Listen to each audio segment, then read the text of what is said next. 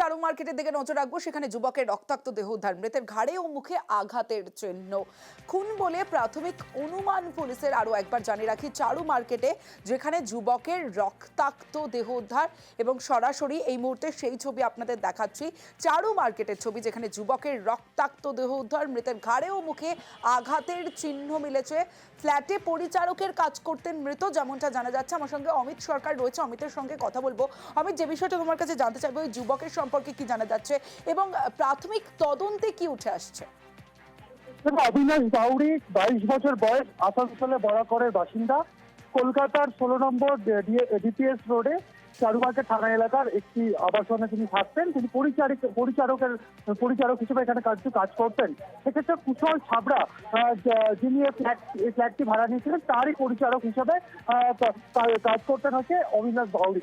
আজকে সন্ধ্যেবেলা এই ফ্ল্যাটে একদম এই বহুতলের একদম টপ ফ্লোরের যে ফ্ল্যাট রয়েছে, সেই টপ ফ্লোরে ঘরের মধ্যে রক্তাক্ত অবস্থা পাওয়া যায়। পুলিশের সূত্র থেকে আমরা জানতে ঘরের মধ্যে রক্তাক্ত অবস্থায় পাওয়া যায়। পুলিশের সূত্র থেকে আমরা যেটা জানতে পারছি, এই অবিনাশের মুখে এবং ঘাড়ে ইনজুরি মার্ক রয়েছে। সেক্ষেত্রে ঘাড়ে যে ইনজুরি মার্ক রয়েছে সেটি সেটি কাটমার্ক ইনজুরি বলে বলা হচ্ছে পুলিশের তরফে, এবং মুখে যে আঘাতের চিহ্ন রয়েছে সেটি কোনো ব্লান্ট ওয়েপন বা কোনো ভোঁতা কোনো বস্তু দিয়ে মুখে মারা হয়েছে কিনা সেটি এক্সামিন করা হবে এবং আগামীকাল ময়নাতদন্ত হবে। ময়নাতদন্তের পর মৃত্যুর সঠিক সময় এবং কি ধরনের আঘাত, অর্থাৎ ঘাড় এবং মুখ থেকে যে রক্ত পাওয়া গিয়ে রক্ত বেরিয়েছে, সেই আঘাত কি ধরনের আঘাত সেটি কিন্তু জানা যাবে। তবে যে সময় ঘটনা ঘটে, অর্থাৎ যিনি এই ফ্ল্যাটটি ভাড়া নিয়েছেন কুশল ছাবড়া, তিনি কিন্তু সেই সময় ফ্ল্যাটে ছিলেন না। যেটা স্থানীয় যে বলা যেতে পারে যে পুলিশ ইতিমধ্যেই এই আবাসনের যিনি নিরাপত্তা রক্ষী রয়েছে তাকে এক্সামিন করেছেন এবং তাকে জিজ্ঞাসাবাদ করে পুলিশ যেটা জানতে পেরেছেন, আজকে দুপুরে অবিনাশ ফ্ল্যাটে ফেরার সময় তার সঙ্গে একজন অজ্ঞাত পরিচয় এক ব্যক্তি তিনি ফ্ল্যাটে এসেছিলেন। সেক্ষেত্রে তার কোনো যোগ রয়েছে কিনা বা অন্য কেউ পরবর্তী সময়ে ফ্ল্যাটে এসেছিলেন কিনা, সমস্তটা এই মুহূর্তে তদন্ত করে দেখা হচ্ছে। তবে যে অবস্থায় দেহ পাওয়া যায় তাতে মুখে এবং ঘাড়ে আঘাতের জানতে চাইবো, এই কুশল ছাবড়ার ফ্ল্যাটেই কি পরিচারকের কাজ করতেন, কতদিন ধরে কাজ করতেন এবং নিরাপত্তা রক্ষী, যেমনটা তুমি বলছো যে নিরাপত্তা রক্ষীকেও জিজ্ঞাসাবাদ করা হচ্ছে, কি জানা যাচ্ছে যে কি রকম কোনো কি তার মালিকের সঙ্গে কোনো কথোপকথন, মানে বাকবিতণ্ডা, কোনো ঝামেলা ছিল, কি কারণে এই ঘটনা ঘটতে পারে বলে মনে করা হচ্ছে?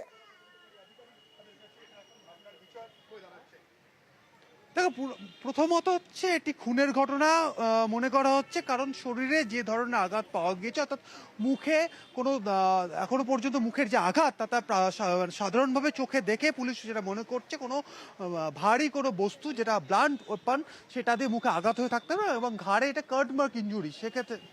সেক্ষেত্রে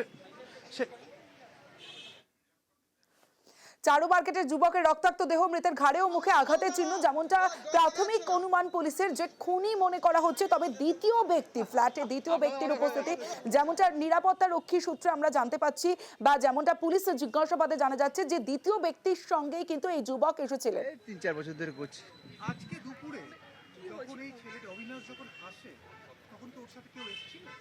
কি আশ্চর্য, বলছি যে আমি নাইট শিফটের লোক, তখন আমি ডিউটি জয়েন করিনি, আমি কি করে জানবো? আমি জানি না।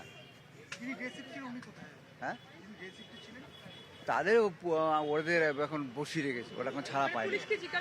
বুঝতে পারছো যে তোমাকে যে বিষয়টা বলছিলাম, যে আজকে দিনে যিনি ডিউটিতে ছিলেন নিরাপত্তা রক্ষী, তাকে পুলিশের তরফে এক্সামিন করা হচ্ছে এবং ক্লোজ সার্কিট ক্যামেরার ফুটেজও এক্সামিন করা হচ্ছে, এমনটা কিন্তু পুলিশের দাবি। তবে যে বিষয়টি বলছিলাম, যে দেহের ঘাড়ে এবং মুখে আঘাতের চিহ্ন রয়েছে এবং সেখান থেকে রক্ত বেরিয়েছে, এমনটা কিন্তু পুলিশ দাবি করছে। সেক্ষেত্রে কে বা কারা এই ঘটনার সঙ্গে যুক্ত, কারণ যিনি এই ফ্ল্যাটটি ভাড়া নিচ্ছেন বা এই মিস্টার ছাবড়ার পরিচারক হিসেবে তিনি এখানে তিনি কাজ করতেন, সেই জায়গায় তিনি যেহেতু ফ্ল্যাটে ছিলেন না, তাহলে তার অবর্তমানে এই পরিচারক যখন ছিলেন সময় কে বা কারা ফ্ল্যাটে এসেছিলেন, সমস্তটা কিন্তু ক্লোজ সাইড ক্যামেরা ফুটেজ ফুটেজে নজর পুলিশের। অন্যদিকে নিরাপত্তা রক্ষীকেও জিজ্ঞাসাবাদ করা হচ্ছে পুলিশের তরফে এবং ঠিক কি ঘটনা ঘটেছিল সবটাই এখন তদন্ত সাপেক্ষ। ধন্যবাদ অমিত।